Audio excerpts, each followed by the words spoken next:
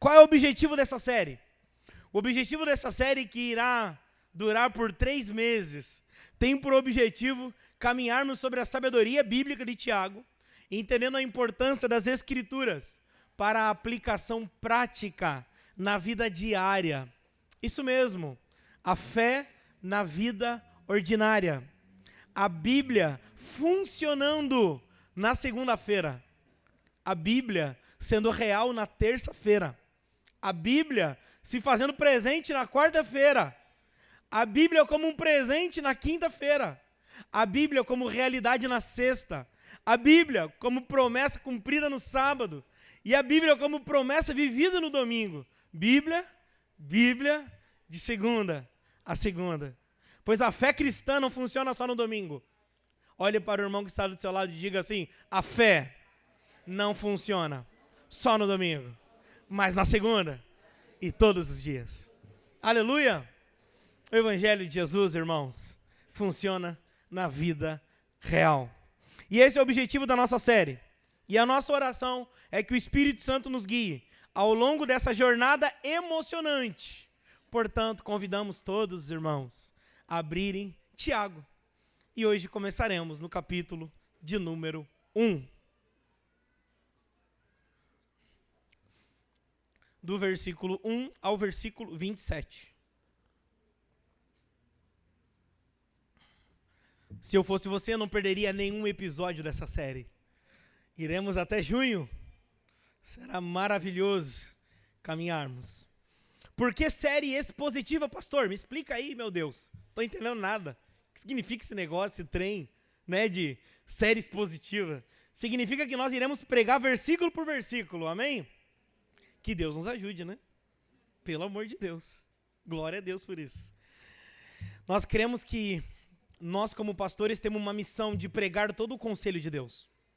E isso faz parte também de pregarmos livros inteiros da Bíblia.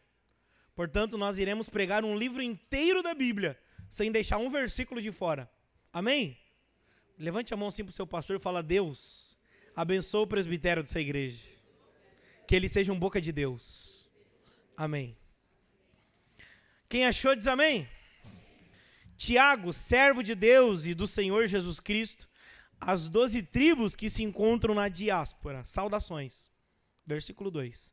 Meus irmãos, tenho por motivo de grande alegria o fato de passarem por várias provações, sabendo que a provação da fé que vocês têm produz perseverança. Ora, a perseverança deve ter ação completa, para que vocês sejam perfeitos e íntegros sem que lhes falte nada. Se, porém, algum de vocês necessita de sabedoria, peça a Deus, que a todos dá com generosidade, sem reprovações, e ele lhe será concedida. Peça, porém, com fé, e nada duvidando, pois o que duvida é semelhante à onda do mar, impelida e agitada pelo vento.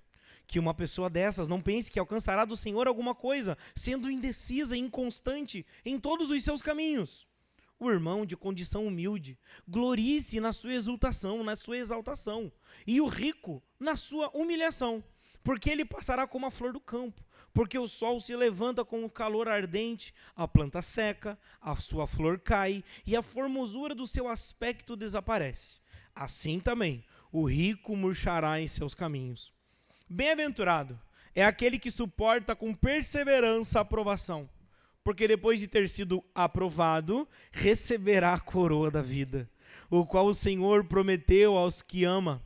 Ninguém, ao ser tentado, diga: sou tentado por Deus, porque Deus não pode ser tentado pelo mal e ele mesmo não tenta ninguém. Ao contrário, cada um é tentado segundo a sua própria cobiça, quando este o atrai e o seduz. Então, a cobiça, depois de haver concebido, dá luz ao pecado. E o pecado, uma vez consumado, gera morte. Portanto, meus irmãos, não se enganem. Toda boa dádiva e todo dom perfeito vem lá do alto, descendo do Pai das luzes, e que não pode existir variação ou sombra de mudança. Pois segundo o seu querer, ele nos gerou pela palavra da verdade, para que fôssemos como que os primeiros, as primícias de suas criaturas. Vocês sabem essas coisas, meus amados irmãos. Cada um esteja pronto para ouvir, mas seja tardio para falar e tardio para ficar irado, porque a ira humana não produz a justiça de Deus. Portanto, deixando toda a impureza, acúmulo de maldade, acolham com mansidão a palavra implantada em vocês, o qual é poderosa para salvá-los. Sejam praticantes da palavra e não somente ouvintes, enganando a vocês mesmos. Porque se alguém é ouvinte da palavra e não praticante, assemelha-se àquele que contempla o seu rosto natural em espelho, pois contempla a si mesmo, mas logo se retira e esquece como era a sua aparência. Mas aquele que atenta bem para a lei perfeita, a lei da liberdade, e nela persevera, não sendo ouvinte que logo se esquece, mas operoso praticante, esse sim será bem-aventurado no que realizar. Se alguém supõe ser religioso, mas não refreia a sua língua, está enganando a si mesmo, e a sua religião é vã. A religião pura é sem mácula, para com o nosso Deus é esta: visitar os órfãos e as viúvas em suas aflições e guardar-se incontaminado do mundo. Quem crê nisso diz amém. Vamos orar mais uma vez. Santo Jesus, santificado seja o teu nome em nosso meio. Fale conosco, fale com a sua igreja. Que eu não fique aquém, que eu não vá além do que o texto tem a nos dizer, pelo poder do teu Espírito. Em nome de Jesus, Pai, que o Senhor apareça. Sabemos que estamos diante não de uma notícia, estamos diante de uma profecia. O Senhor está falando à sua igreja. Fale conosco, em nome de Jesus. Amém. Queridos irmãos, quantas situações ocorrem em nossa vida apenas em um único dia? Não sei quantos aqui, mas você já parou para contabilizar quantas tarefas você realiza por dia? Você já parou para contabilizar?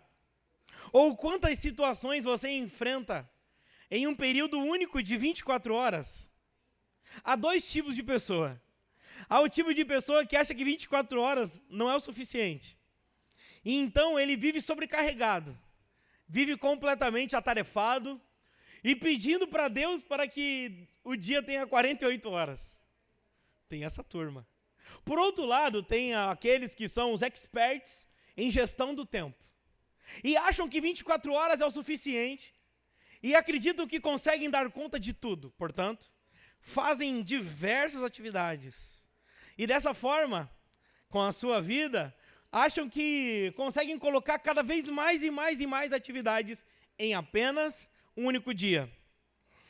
Irmãos, existe algo semelhante entre essas duas tipos de pessoas. A semelhança é que tanto uma como outra vive em apenas um único dia, um turbilhão de sentimentos.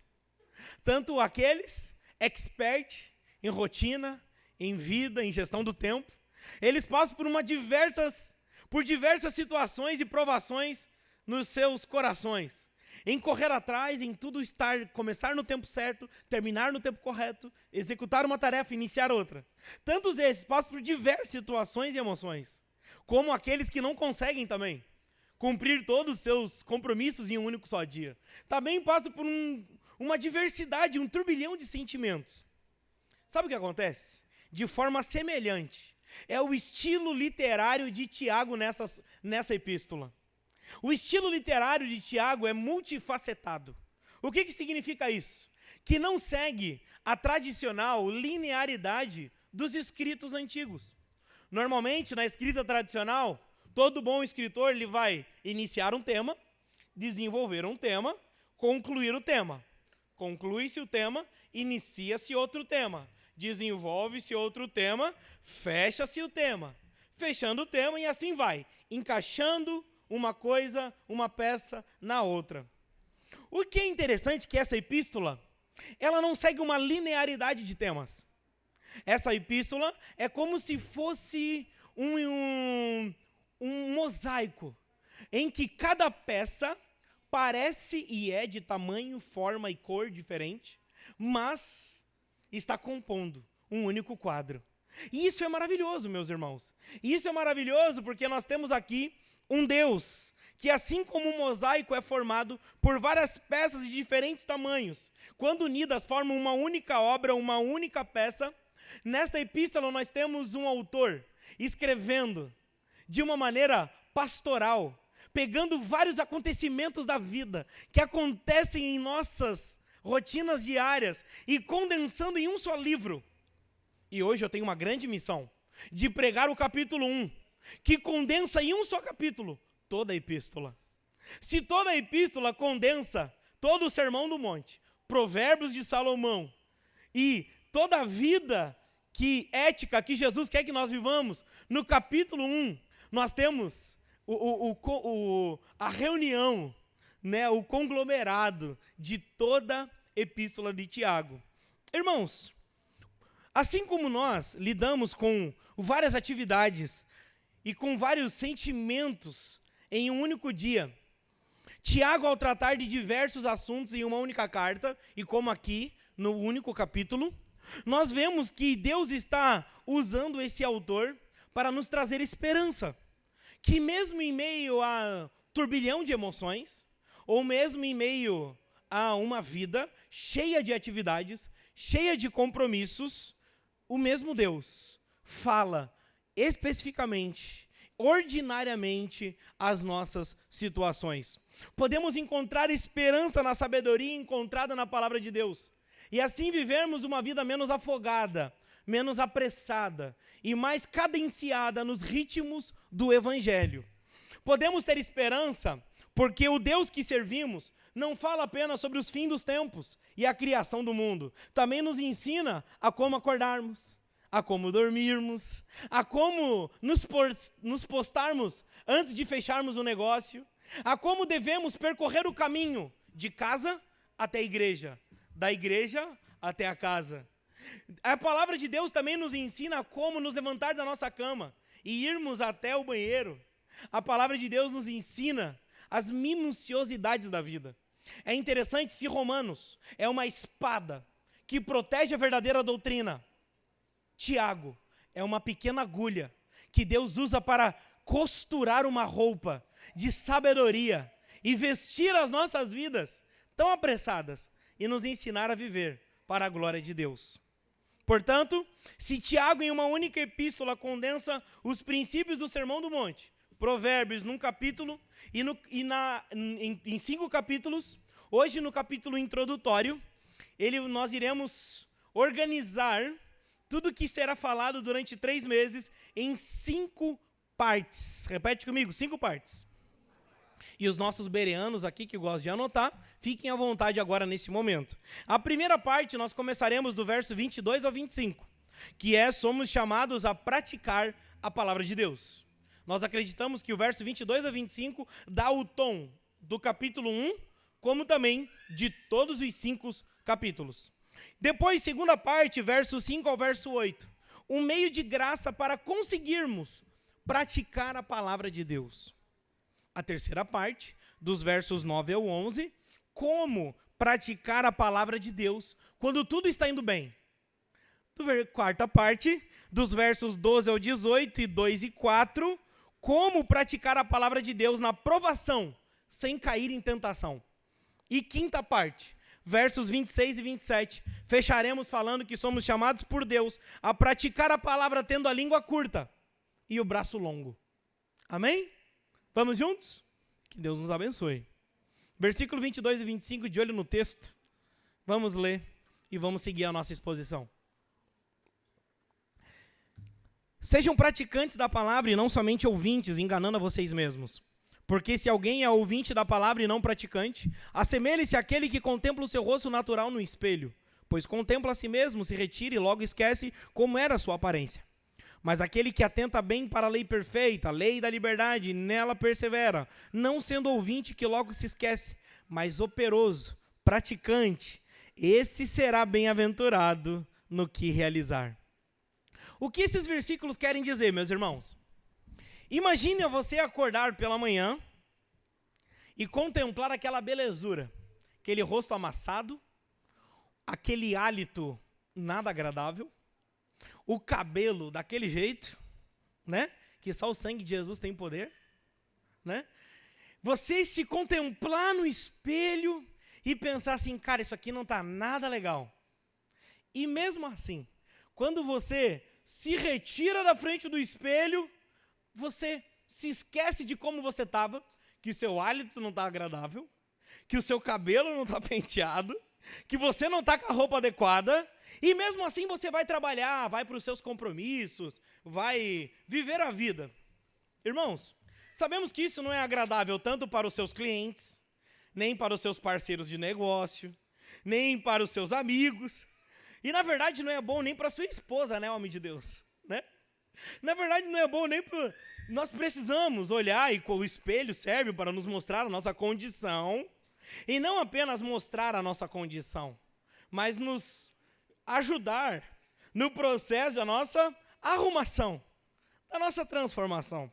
Irmãos, é exatamente assim que a Bíblia descreve os cristãos que vão ao culto domingo, ouvem a palavra, mas durante a semana vivem como se Deus não existisse. Quando ouvimos a palavra de Deus genuína, é como se nós fôssemos colocados diante do espelho. Somos colocados diante da nossa condição, aonde Deus nos mostra que o nosso hálito não está agradável, que o nosso cabelo tem que estar arrumadinho, que a gente tem que se arrumar melhor. Deus nos mostra as feiuras da nossa alma. Aí a gente sai da igreja, não, o que entrou aqui, saiu aqui. É como assim, as mãos que eu levanto no domingo, quando se abaixam na segunda-feira, eu vivo como se Deus não existisse. Eu vivo como se o culto cristão no domingo fosse apenas um compromisso religioso. E eu não vivo, eu não pratico a palavra de Deus. Diferente de outros livros, a Bíblia não tem o propósito de nos fornecer novas informações. Exatamente. Ô pastor, como assim? Exatamente. A Bíblia não tem a missão de ser mais um livro na nossa vida. O objetivo da Bíblia é revelar a glória divina, sendo a voz de Deus na nossa vida e um instrumento para nos transformar, nos aperfeiçoar, para nos parecer mais com Jesus. A Bíblia foi escrita para revelar, falar e transformar. Revelar a glória divina, falar as verdades de Deus e sobre Deus e transformar os ouvintes em praticantes da palavra de Deus. Desde o pecado no Éden, houve uma separação, uma fratura exposta entre o que sabemos, sentimos e praticamos. A epístola de Tiago nos revela o caráter de Deus em uma missão. Sim, Deus está em uma missão de reconciliar pessoas fraturadas do pecado, restaurar pessoas quebradas no mundo caído e transformá-las em seres humanos inteiros, integrais. As verdades de Deus precisam transformar as nossas vidas. Queridos irmãos, o capítulo 22 ao 25, o versículo 22 ao 25, nos chama a responsabilidade, a convocação dos cristãos não serem apenas ouvintes, mas praticantes da palavra de Deus. Existe uma maldição na igreja contemporânea. Que maldição é essa, pastor? Repete comigo, a maldição da porta. Que maldição é essa da porta, pastor? O crente, quando sai da porta, esquece tudo que foi pregado. Gente, biologicamente, os estudos os estudos neurológicos, nos ensinam que uma palestra de 45 minutos, o nosso cérebro tem a capacidade de absorver pelo menos de 7 a 10% de tudo que é falado. Por isso a importância de anotar. Quem anota consegue absorver mais de 25%. Por isso que nós encorajamos os irmãos a anotarem aqui. A Calvin University, eles encorajam os alunos e os seus doutorandos de PhD a usarem folha e papel para anotarem os seus conteúdos antes da prova, porque isso faz com que o cérebro absorva mais e crie memórias em que você lembre. Só que a questão, irmãos, eu acredito que o nosso problema não é apenas a falta de memória, não é a falta de lembrança, é a falta da coragem de praticar a palavra de Deus. Não é apenas nos lembrar do que deve ser feito, mas é a força que nos capacita a conseguir obedecer e praticar. Por isso que nos versos 5 e 8, de forma magistral, de forma artística, Tiago, no seu mosaico aqui montando, ele está falando assim, eu vou mostrar para vocês o que é necessário para conseguirmos praticar a palavra de Deus. Eu não sei quantos de vocês, mas quantos de nós já nos pegamos em situações onde nós tentamos obedecer a Deus, tentamos praticar a palavra de Deus e nos encontramos sem forças, cansados, e não conseguimos praticar a palavra de Deus. Quantos de nós? É verdade, irmãos. Todos nós passando por isso. Eu quero ser modesto, mas quem não passa por isso, né? É um anjo, Deus tem que levar. Deus tem que levar quem não passa por isso, né? Mas todos nós passando por isso, irmãos. Quem respira passa por esse paradoxo de tentar conseguir obedecer a Deus e não encontrar forças.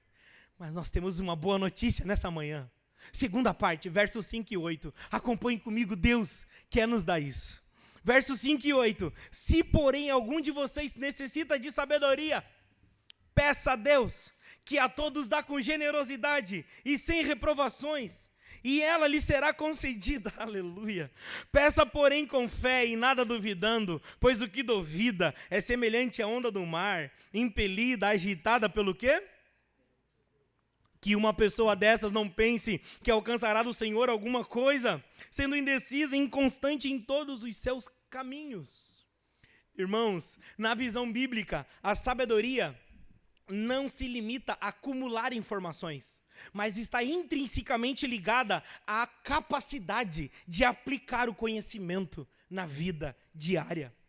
Na visão bíblica, sabedoria não se trata de agir pragmaticamente, mas de termos uma ação motivada por um entendimento correto em que se consegue realizar o que tem que ser feito. Na cultura do Novo Testamento, uma pessoa era considerada sábia, não por ter acúmulo de informações, mas pelo quanto ela praticava com o entendimento e com a motivação correta os princípios. Como então podemos praticar a palavra de Deus? Tiago nos incentiva a pedir a Deus o quê? Força? Motivação? O que o Tiago nos ensina? A pedir poder. Eu preciso de poder. Precisamos do quê? Sabedoria. Por que pedir a Deus sabedoria? Para conseguir praticar a palavra de Deus, pastor. Porque em nossa própria capacidade não temos força para ter sabedoria. Precisamos da graça de Cristo, e somente através do Evangelho é que conseguimos praticar a palavra de Deus. O que devemos fazer então? Pedir a Deus. Mas pastor, me dá 7 passos. Mas pastor, me dá 4 leis universais. Não, nós precisamos de sabedoria divina. E sabe como que nós conseguimos sabedoria divina? Pedindo a Deus. E como que nós pedimos a Deus? Primeiro, reconhecendo que nós não somos capazes. Irmãos, o primeiro princípio para nós conseguirmos praticar a palavra de Deus é reconhecer que sem Deus nós não conseguimos obedecer a Deus. Às vezes nós achamos que precisamos de novas técnicas, novas abordagens, quando na verdade precisamos reconhecer que precisamos é mais de Deus. Precisamos rogar a Deus em oração, pedindo por sabedoria, e confiar que Ele irá nos instruir e não andar segundo os nossos entendimentos equivocados. Irmãos, nunca tome decisões cansados. Nunca tome decisões segundo o seu próprio imaginário de certo ou errado. Antes de qualquer coisa, submeta os seus planos ao Senhor, pois Ele nos dará sabedoria. Mas nós temos um inimigo. Sabe qual é o inimigo? A pressa. Nós pedimos a Deus e acha que estamos chegando no fliperama. Nossa, sou fliperama das antigas, né? Não existe mais fliperama, né? Que fliperama tu compra uma... Para quem não sabe aí, né? A geração mais nova, fliperama é uma moeda. É uma moeda que você comprava, você colocava nos maquinários e já saía na hora os resultados. E você se divertia. Irmãos, sabedoria Deus não dá no fliperama, onde você vai na oferta, compra a sua moeda, e da medida que você compra a sua moeda, você chega diante de Deus, aí Deus já te dá sabedoria. Não, irmãos, não é uma relação de troca, é uma relação de milagre, é uma relação de calma. Fique neste lugar. O que Jesus diz aos discípulos, aos apóstolos? Permaneçam em Jerusalém, até que do alto sejais revestidos de poder. Eu vou, mas eu volto, e eu não vos deixarei sós. Irmãos, nós vamos ver que tanto o sermão de Jesus antes de ir para a cruz, e o sermão de Jesus antes de subir aos céus, é falando para os discípulos, não se turbe o vosso coração antes de ir para a cruz, e antes de subir aos céus ele fala, eu não vos deixarei sós. Permaneçam, permaneçam, permaneçam. Sabe qual é a grande chave para alcançarmos a sabedoria? Reconhecer que não somos sábios, pedir a Deus e permanecer pedindo. Permanecer. Não saia do lugar da oração, não saia do lugar do clamor, não desista da oração, não desista, pois a palavra de Deus nos diz, queridos irmãos, que semelhante à onda do mar, impelida, agitada pelo vento, são as pessoas que não permanecem, não confiam, e assim são levadas à sorte, ao destino, por elas mesmas. Queridos irmãos, e assim nós somos levados a permanecer em Deus. E agora nós iremos para a terceira parte. Pastor, mas peraí, parece que vai trocar de assunto. É exatamente isso. Você vai ver nós trabalhando cada parte aqui, pegando assuntos distintos, porque tudo isso acontece na nossa vida, não é verdade? Em um único dia de manhã a gente está enfrentando ansiedade, à tarde a gente está passando diante de uma grande oportunidade, aí final da tarde ou a gente está feliz, porque nós conseguimos alcançar a oportunidade, ou triste porque não conseguimos. Em um único dia são vários temas, não é verdade? Então, em um só capítulo, vários temas.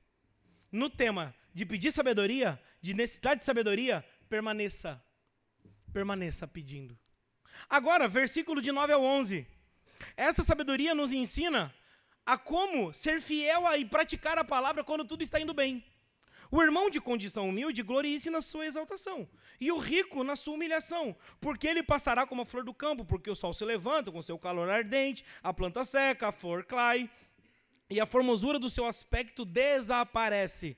Assim também o rico murchará em seus caminhos. Tiago nos apresenta uma visão transformadora sobre como devemos nos enxergar em diferentes situações sociais. O verso 9, como os cristãos pobres devem se ver. No verso 10, como os cristãos ricos devem se ver. No versículo 9, como os cristãos pobres devem se ver, os cristãos pobres precisam entender e não podem levar diante de Deus o seu status social como um sentimento de inferioridade. Pois não importa quão desfavorecida seja a sua condição social, você é alguém valorizado por Deus, por causa do Evangelho. Portanto, pobre, glorie-se na sua exaltação. Não porque Deus ama a pobreza, e Deus ama o pobre mais do que o rico, mas é porque, apesar da pobreza, Deus continua nos amando. E de que Deus não nos olha segundo a nossa condição social. Tiago nos lembra que a identidade não está definida na riqueza eterna, mas na obra redentora de Cristo.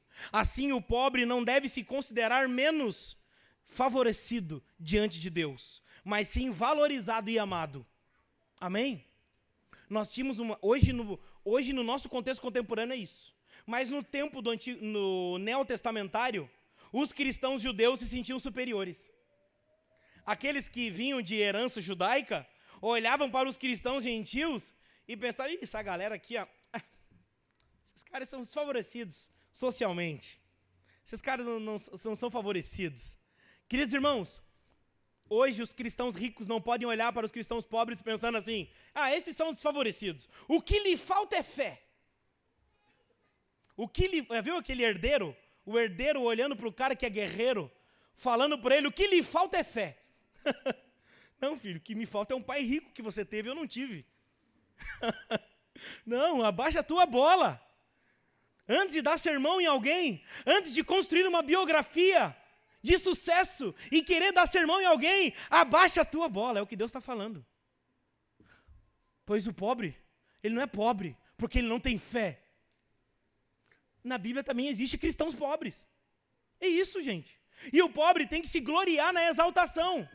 Qual que o pobre tem que se gloriar na exaltação do quê? De que diante de Deus, Deus o ama, não por causa das suas posses ou pela falta delas. Porque também tem a teologia da pobreza, não tem? Ah, não, então tem que ser pobre porque Deus ama coitadinhos. Então tem que ser pobre porque Deus ama gente que é pobre. Não é nenhum nem outro. Não é esses dois ladrões. Não é nem o ladrão de que acha que o pobre é pobre porque lhe falta fé, e não é o ladrão que acha que Deus ama o pobre porque Deus é pobre, ou porque a pobreza é divina. Não é nenhum desses. Jesus foi pregado entre dois ladrões, e não é nenhum desses dois ladrões. Amém? A verdade não é o equilíbrio entre dois erros. A verdade é uma terceira via que vem do céu. Amém? Portanto, se você é um cristão pobre, glorie-se na sua exaltação. Entenda que diante de Deus, você não é menos favorecido, de que Deus te ama, você é amado, você é aceito. Amém? Agora vamos falar para os cristãos ricos. Versículo 10. Tornar-se um cristão implica em humildade. E essa é uma ideia poderosa. Por mais próspero que alguém seja, a sua verdadeira condição espiritual é total dependência de Deus. Versículo 10, eu falei, eu vou ler. E o rico glorie-se na sua humilhação, porque ele passará como a flor do campo. Irmãos, Tiago nos alerta que a riqueza é passageira, assim como a flor do campo murcha sob o calor do sol. A eternidade de uma pessoa está inteiramente nas mãos de Deus, não em suas próprias mãos. Assim como a pobreza pode distorcer a nossa visão de Deus, a riqueza também. A riqueza pode nos levar a achar que somos autossuficientes, que não precisamos de Deus. E achar que nós conseguimos pela força do nosso próprio braço. Pois eu conquistei, pois eu batalhei, pois eu dormi pouco, pois eu fiz e aconteci. E nós julgamos que toda a nossa meritocracia é por causa das nossas habilidades. E nós não reconhecemos o caráter de Deus gracioso. Se não fosse nos dando saúde, nos dando oportunidades, nos dando os insights, nos dando gás, nos dando energia, nos dando sabedoria, nos dando aquela sacada para disrupturar as situações e conseguir trazer soluções para os outros. Irmãos, se não for a graça de Deus, o que será? Portanto, a riqueza também pode ser um engano, quando nós achamos que a riqueza é fruto de nós mesmos. E nós não reconhecemos que nós precisamos de Deus. O verdadeiro valor em nossa relação com Jesus não está em nossa posição de posses materiais, mas o Evangelho nos eleva e nos humilha, e nos promete uma riqueza eterna que excede tudo que podemos imaginar. Portanto, a sabedoria divina nos ensina a encontrar a nossa glória em Cristo, nem na pobreza e nem na riqueza, mas no sacrifício vicário da cruz de Jesus. A nossa identidade está em Cristo, não no que conquistamos e nem no que não conquistamos. A nossa identidade está em Cristo. Quem crê nisso diz amém? E agora, como praticar a palavra de Deus na provação sem cair em tentação? Aí é quente, hein, crente? Aí é demais. Versículo 2 e 4, dos versos 12 ao 18. Versículo 2 e 4, meus irmãos, tenho por motivo de grande alegria o fato de passarem por várias provações, sabendo que a provação da fé que vocês têm produz perseverança. Ora, a perseverança deve ter ação completa, para que vocês sejam perfeitos e íntegros, sem que lhes falte nada. Versículo 12 ao 18, bem-aventurado aquele que suporta com perseverança a aprovação, porque depois de ter sido aprovado, receberá a coroa da vida. Só até aí. Irmãos, a aprovação e a tentação são experiências compartilhadas, tanto pelo rico como pelo pobre. Tiago nos convida a entender como enfrentar os desafios da vida sem ceder à tentação. Primeiro, nós precisamos entender o propósito da aprovação e a nossa reação correta diante disso. Tiago nos insta a considerar as provações como motivo de grande alegria, pois elas têm um efeito potencial de produzir em nós perseverança. E a perseverança, por sua vez, nos leva à maturidade espiritual, tornando-nos íntegros, completos, sem falta de nada. Irmãos, Tiago nos insta, nos encoraja a ter grande alegria quando passarmos por provação. Mas isso daqui parece paradoxal, né? Como ter grande alegria ao passarmos por provação? Entendendo o propósito das provações. De que Deus não nos prova para nos reprovar. De que Deus nos prova para nos aperfeiçoar. Para nos tornar mais parecidos com Jesus. De que esse é o meio. E de que Deus está produzindo em nós uma herança eterna. De que Deus usa as provações para nos santificar. Portanto, irmãos, precisamos mudar a perspectiva. Provação não é um sinal de que o que estamos fazendo está errado, por exemplo. Tem pessoas que falam assim, é só começar a buscar Deus, tudo começa a dar errado. Não é que tudo começa a dar errado, é porque antes estava tudo dando errado. Agora Deus está fazendo uma baguncinha porque Ele quer colocar tudo no lugar. Amém? Amém?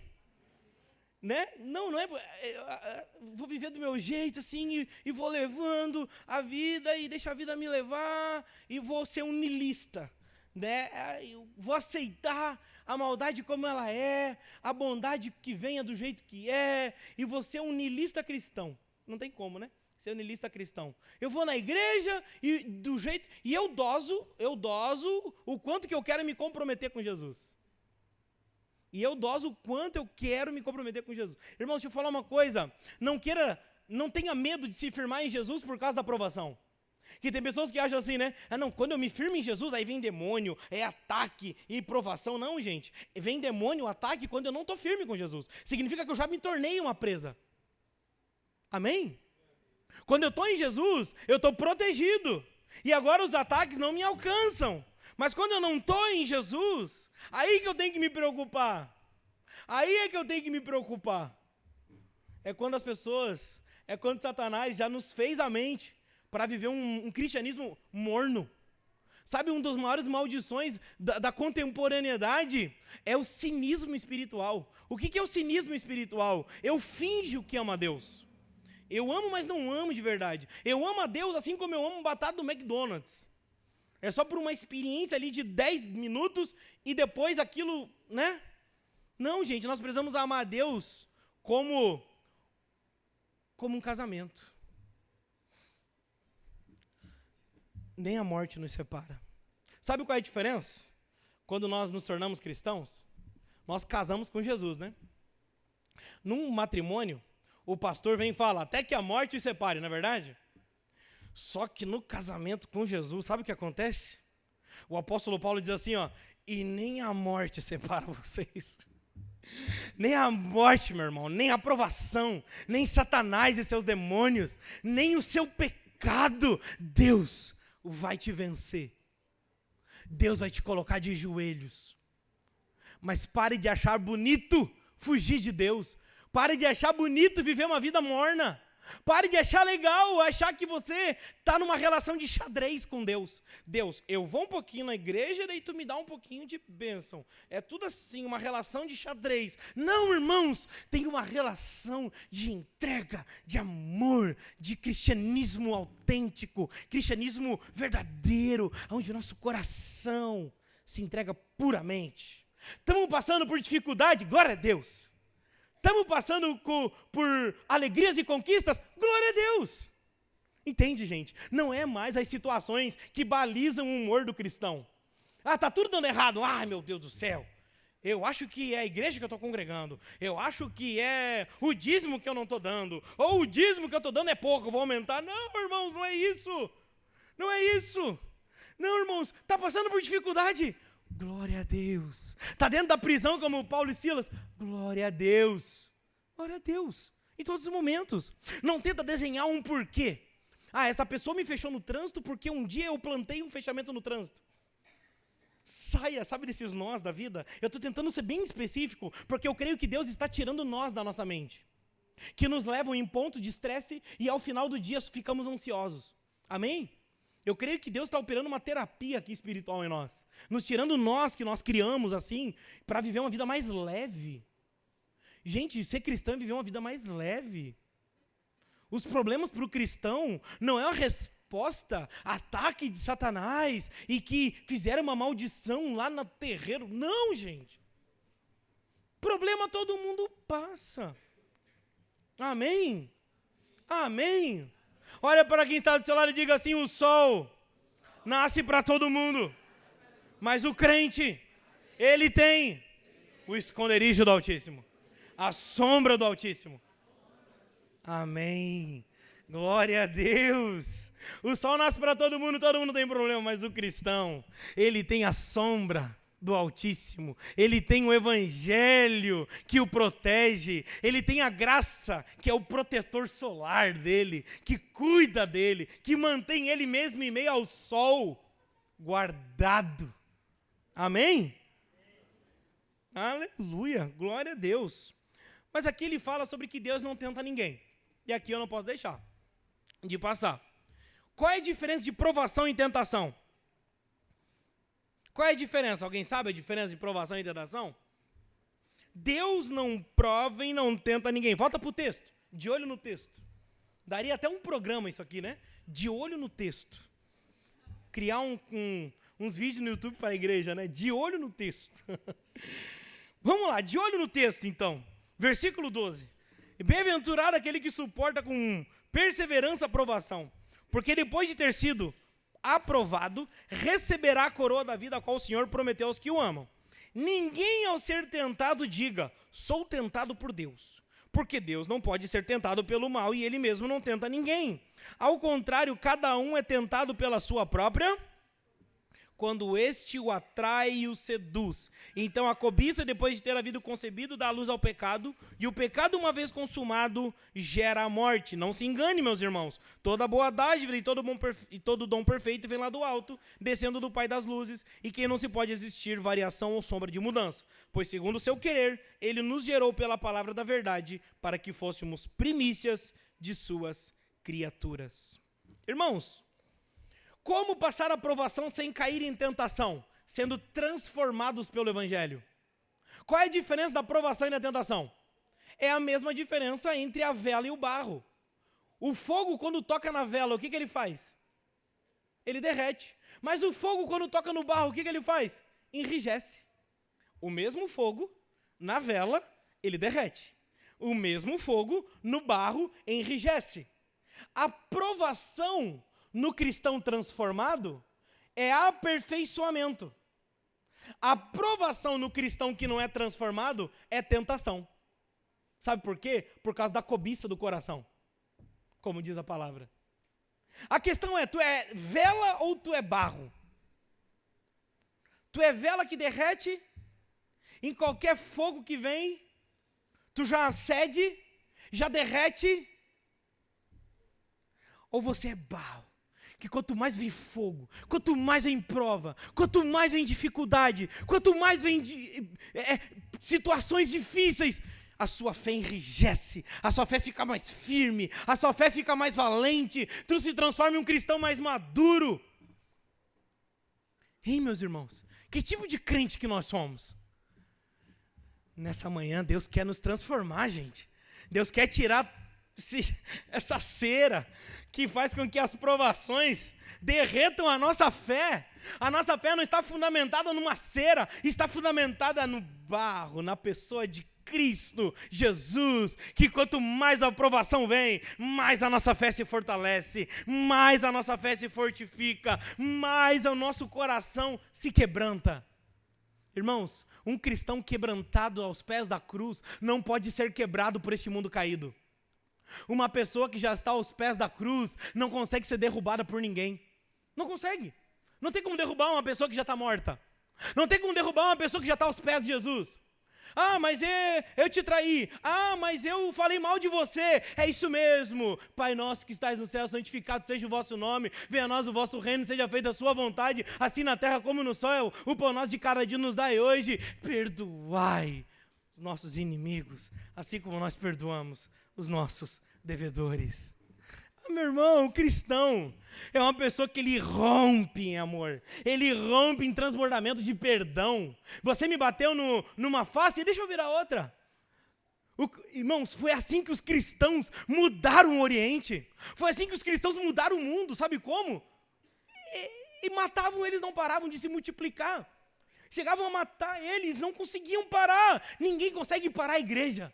Sabe por que ninguém consegue parar a igreja? Porque a igreja tem um Senhor. E ainda que os senhores do mundo se caiam, façam falsas promessas, não cumpram. A nossa fé está no nosso Rei, que é Cristo Jesus. A nossa fé não está fundamentada na situação econômica do país e assim eu vou mudar o meu humor. Não, a minha fé está fundamentada no Rei dos Reis, Senhor dos Senhores.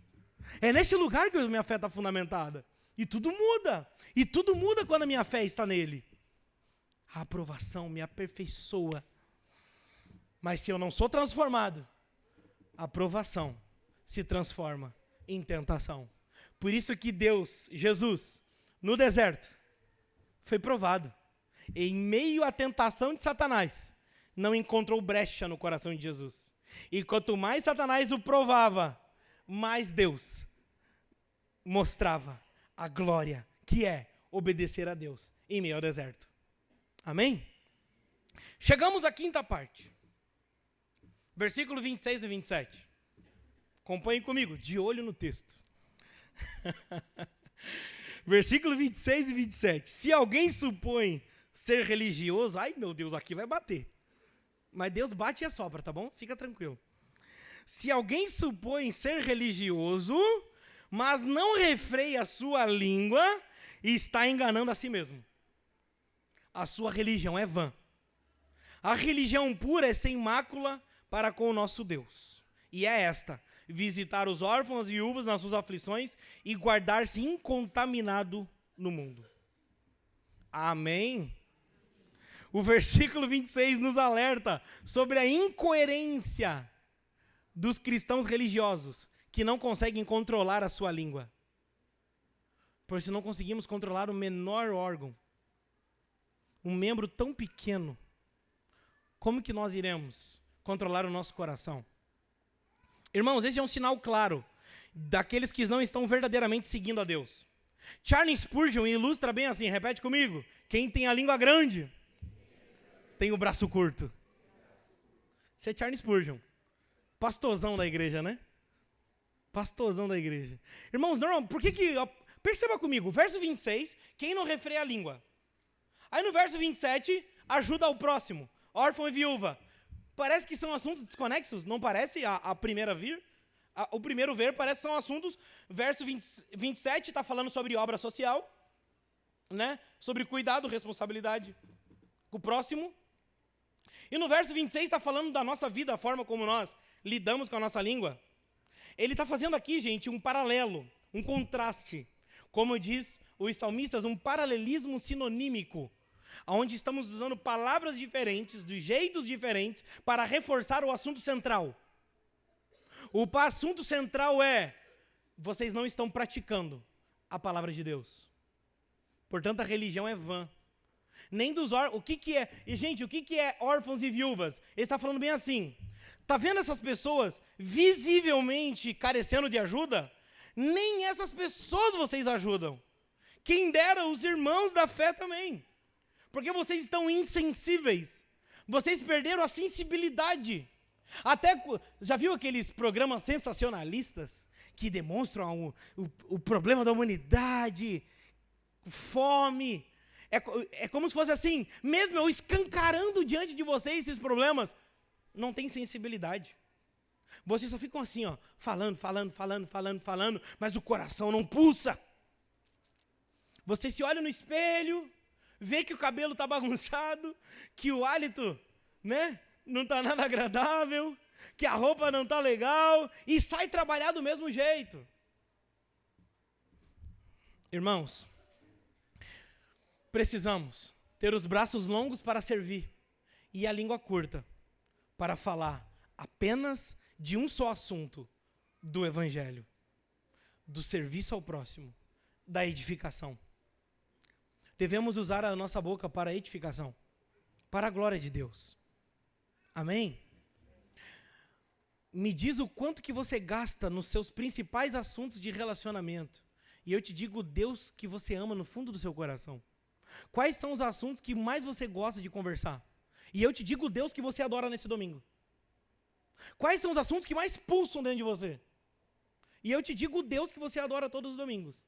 Lembra? Jesus manga de camiseta ou Jesus fruta. É o mesmo Jesus que estamos aqui. Mesmo nome de Jesus. Mas a pessoa de Jesus pode ser diferente. Amém?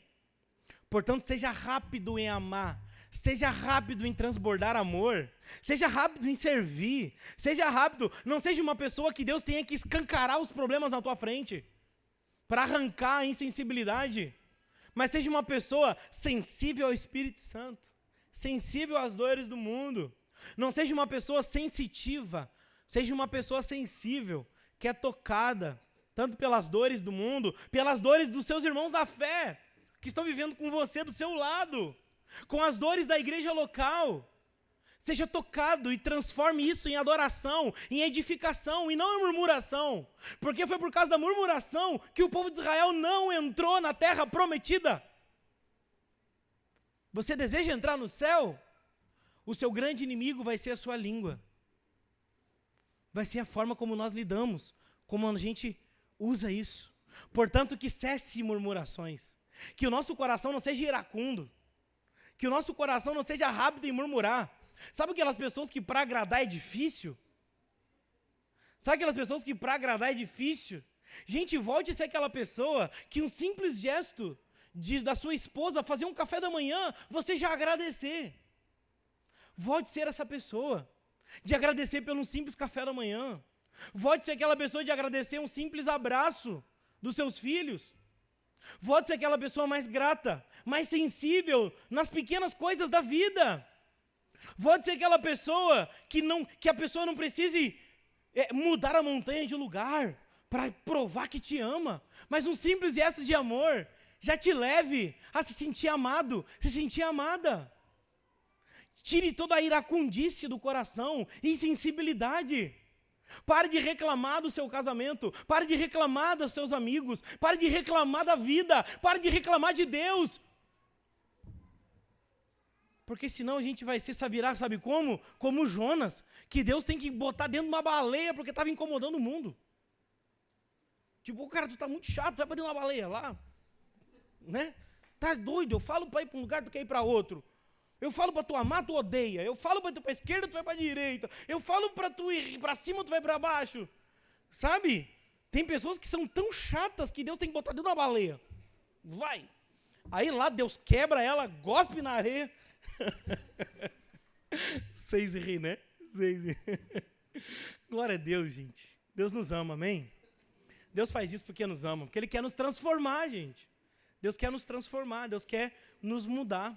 Deus quer nos tornar pessoas mais agradáveis e mais fáceis de serem agradadas. Diminui a exigência para se sentir amado. Diminui a exigência. Considere-se os outros superior a você e não você superior aos outros.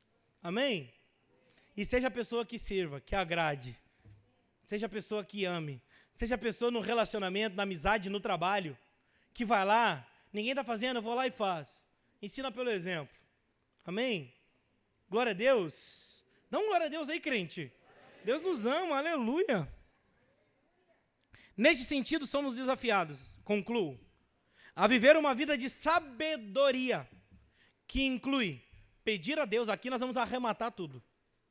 Pedir sabedoria a Deus, encontrar contentamento em Cristo mesmo em momentos de escassez, permanecer satisfeito em Cristo em tempos de abundância, resistir à tentação, alegrar-se nas provações e priorizar o serviço ao próximo acima do seu próprio prazer. Quem crê nisso diz amém? Dá um glória a Deus, aplaude a Jesus aí, gente. Ele é digno. Amém.